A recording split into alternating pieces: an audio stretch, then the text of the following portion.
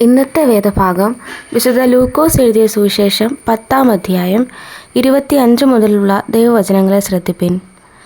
അനന്തരം ഒരു ന്യായശാസ്ത്രി എഴുന്നേറ്റ്, ഗുരു, ഞാൻ നിത്യജീവൻ അവകാശിയായി തീരുവാൻ എന്തു ചെയ്യണമെന്ന് അവനെ പരീക്ഷിച്ച് ചോദിച്ചു. അവൻ അവനോട്, ന്യായപ്രമാണത്തിൽ എന്തെഴുതിയിരിക്കുന്നു, നീ എങ്ങനെ വായിക്കുന്നു എന്ന് ചോദിച്ചതിന് അവൻ, നിന്റെ ദൈവമായ കർത്താവിനെ നീ പൂർണ്ണ ഹൃദയത്തോടും പൂർണ്ണ ആത്മാവോടും പൂർണ്ണ ശക്തിയോടും പൂർണ്ണ മനസ്സോടും കൂടി സ്നേഹിക്കണമെന്നും കൂട്ടുകാരനെ നിന്നെപ്പോലെ തന്നെ സ്നേഹിക്കണമെന്നും തന്നെ എന്ന് ഉത്തരം പറഞ്ഞു. അവൻ അവനോട്, നീ പറഞ്ഞ ഉത്തരം ശരി, അങ്ങനെ ചെയ്യുക, എന്നാൽ നീ ജീവിക്കുമെന്ന് പറഞ്ഞു. അവൻ തന്നെത്താൻ നീതീകരിപ്പാൻ ഇച്ഛിച്ചിട്ട് യേശുവിനോട്, എൻ്റെ കൂട്ടുകാരൻ ആരെന്ന് ചോദിച്ചതിന് യേശു ഉത്തരം പറഞ്ഞത്, ഒരു മനുഷ്യൻ യെരുശലേമിൽ നിന്ന് എരീഹോവിലേക്ക് പോകുമ്പോൾ കള്ളന്മാരുടെ കയ്യിൽ അകപ്പെട്ടു. അവർ അവനെ വസ്ത്രമഴിച്ച് മുറിവേൽപ്പിച്ച് അർദ്ധപ്രാണനായി വിട്ടേച്ചുപോയി. ആ വഴിയായി യാദൃച്ഛിക ഒരു പുരോഹിതൻ വന്ന് അവനെ കണ്ടിട്ടും മാറിക്കടന്നുപോയി. അങ്ങനെ തന്നെ ഒരു ലേവ്യനും ആ സ്ഥലത്തിലെത്തി അവനെ കണ്ടിട്ട് മാറിക്കടന്നുപോയി.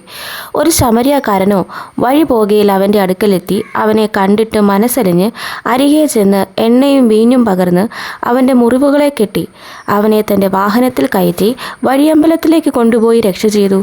പിറ്റന്നാൾ അവൻ പുറപ്പെടുമ്പോൾ 2 വെള്ളിക്കാശെടുത്ത് വഴിയമ്പലക്കാരന് കൊടുത്തു.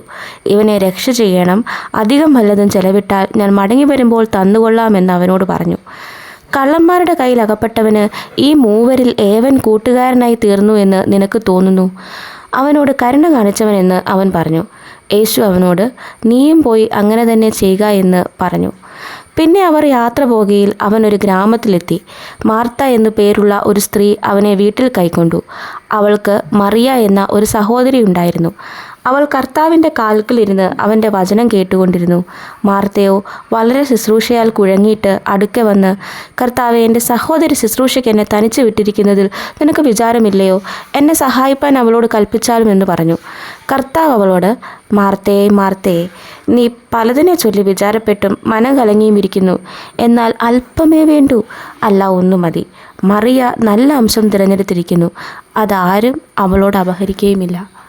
ഈ വചനങ്ങളാൽ ദൈവം നമ്മെ ഏവരെയും അനുഗ്രഹിക്കുമാറാകട്ടെ.